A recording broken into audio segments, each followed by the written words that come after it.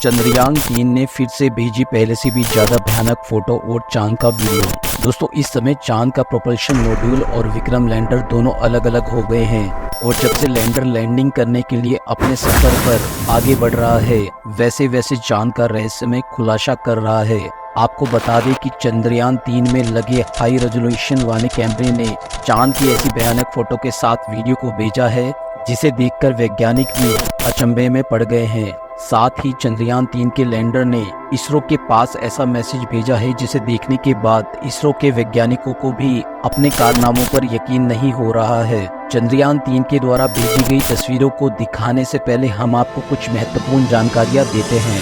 दोस्तों, 17 अगस्त 2023 के दिन दोपहर में 1:15 पर जब प्रोपल्शन मॉड्यूल और विक्रम लैंडर दोनों अलग अलग हो गए थे, तभी विक्रम लैंडर ने प्रोपल्शन मॉड्यूल को धन्यवाद देते हुए इसरो के पास एक मैसेज को भेजा है और मैसेज में लिखा है, जिन्होंने इस सफर में मेरा साथ दिया है उनको धन्यवाद। आपको जानकारी के लिए बता दें, यह मैसेज विक्रम लैंडर ने इसरो के वैज्ञानिकों के पास भेजा है, जिसकी जानकारी इसरो के वैज्ञानिकों ने ट्वीट के माध्यम से दी है। 14 जुलाई 2023 को श्री हरिकोटा से रवाना होने के बाद चंद्रयान-3 ने इन 3 हफ्तों में कई चरणों को पार किया। चंद्रयान-3 के प्रोपल्शन मॉड्यूल और विक्रम लैंडर के अलग अलग होने के बाद विक्रम लैंडर की डिबूस्टिंग के पहले चरण को 18 अगस्त 2023 के दिन चालू कर दिया गया। चंद्रयान-3 के लैंडर की डिबूस्टिंग की जाएगी, यानी कि विक्रम लैंडर की स्पीड को कम किया जाएगा। लेकिन दोस्तों, ये प्रक्रिया इतनी आसान नहीं है। अभी तक के सबसे कठिन कामों में से यह काम एक है, जिसके लिए वैज्ञानिकों को काफी सावधानियां बरतनी होती है। साथ ही आपको बता दें कि विक्रम की लैंडिंग के समय इसका एआई यानी कि इसमें लगे आर्टिफिशियल इंटेलिजेंस खुद ही डिसीजन लेगा कि चंद्रयान-3 को कहां पर लैंडिंग कराना है। इसमें लगा आर्टिफिशियल इंटेलिजेंस इसमें लगे सेंसर और कैमरों के माध्यम से जानकारी लेता रहेगा और उसी जानकारी के माध्यम से वो तय करेगा कि उसको कहां पर सॉफ्ट लैंडिंग करनी है। यानी कि चंद्रयान-3 का लैंडर अपने आप निर्णय लेगा कि उसे जिस जगह पर सॉफ्ट लैंडिंग करनी है वह जगह उसके लिए सुरक्षित है या नहीं। यदि चंद्रयान-3 का विक्रम लैंडर किसी असुरक्षित जगह यानी किसी गड्ढे या फिर ज्यादा उबड़ खाबड़ वाली जगह पर लैंडिंग करने वाला होगा, तो उसमें लगा एआई यानी कि आर्टिफिशियल इंटेलिजेंस सिस्टम उसको दूसरी जगह ले जाकर सुरक्षित सॉफ्ट लैंडिंग कराएगा। हम कह सकते हैं कि इस बार चंद्रयान-3 के सफल होने के चांसेस 100% है। तो चलिए दोस्तों, अब आपको चंद्रयान-3 के द्वारा भेजी गई उन फोटो और वीडियो को दिखाते हैं। दोस्तों, इस समय जो आप वीडियो देख रहे हैं, यह वीडियो चंद्रयान-3 के विक्रम लैंडर में लगे लैंडर पोजीशन डिटेक्शन कैमरा द्वारा 17 अगस्त के दिन दोपहर 1 बजे कैप्चर किया गया है। अगर इस वीडियो को आप गौर से देखेंगे तो आपको चांद पर उबड़ खाबड़ वाली सतह स्पष्ट दिखाई दे रही होगी। चांद की धरती पर मौजूद गड्ढे भी दिखाई दे रहे होंगे। अगर हमारा चंद्रयान-3 रूस के लूना 25 से पहले चांद पर सॉफ्ट लैंडिंग कर जाता है, तो हमारा भारत देश चांद के दक्षिणी ध्रुव पर उतरने वाला दुनिया का पहला देश बन जाएगा। लेकिन ऐसा होना काफी मुश्किल है, क्योंकि रूस की रोसकोसमोसफेस एजेंसी ने लूना 25 को चंद्रयान-3 से पहले उतारने का दावा किया है। अगर रूस का लूना 25 सही सलामत रहा तो वह चांद पर 22 अगस्त 2023 को सॉफ्ट लैंडिंग कर जाएगा।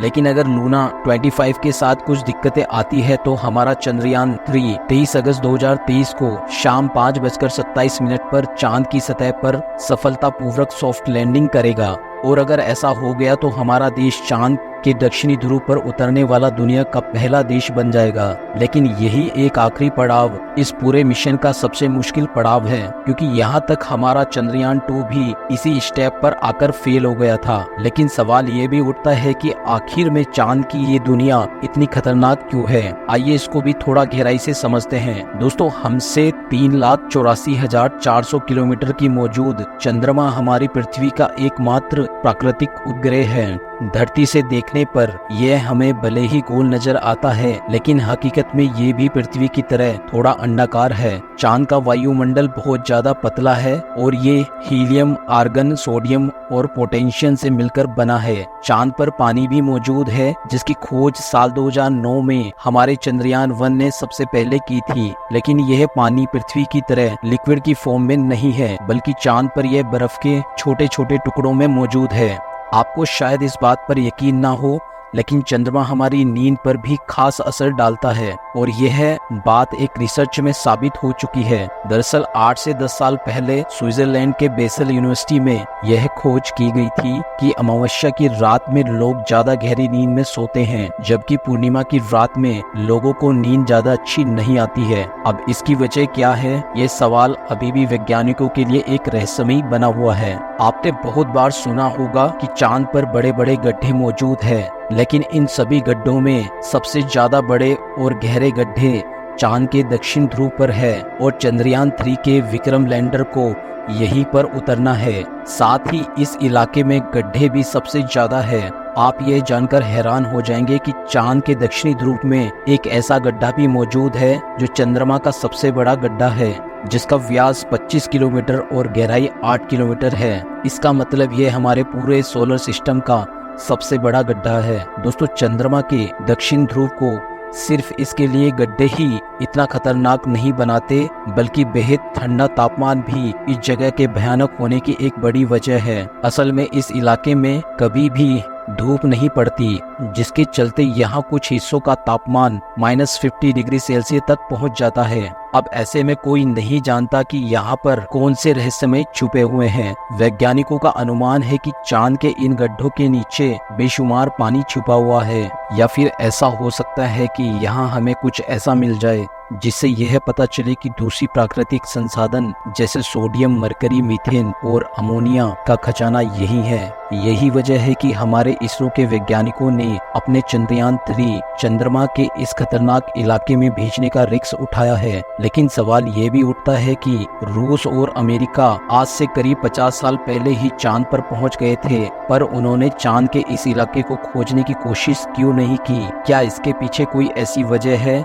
जो हमसे छिपाई गई हो? दोस्तों, असल में इस विषय पर दुनिया भर में कई सारी थ्योरी मौजूद है, जिसमें कुछ थ्योरी को खुद नासा के एस्ट्रोनॉट ने ही जन्म दिया। साल 1969 और 1972 के बीच अपने अपोलो प्रोग्राम के तहत नासा ने कुल 12 अंतरिक्ष यात्री यानी एस्ट्रोनॉट वैज्ञानिकों को चांद पर भेजा था, और उनमें से कई एस्ट्रोनॉट चांद की अंधेरी दुनिया के बारे में हैरान कर देने वाला खुलासा कर चुके थे। कुछ ने तो चांद पर एलियंस के होने की बात भी कही थी, और लोग कहते हैं कि नासा ने 1972 के बाद इसलिए अब तक कोई मून मिशन नहीं भेजा, क्योंकि उसको चांद की दुनिया के गहरे राज पता चल गए थे। हालांकि नासा की तरफ से इसकी वजह दी गई कि चांद पर ऐसा कुछ नहीं है जिसकी खोज की जाए, इसलिए इस मिशन पर अब नासा और पैसे बर्बाद नहीं करना चाहता। तो दोस्तों, अगर भविष्य में आपको चांद पर रहने का मौका मिले तो क्या आप चांद पर जाकर बसना चाहेंगे? आपकी राय हमें कमेंट में जरूर बताएं।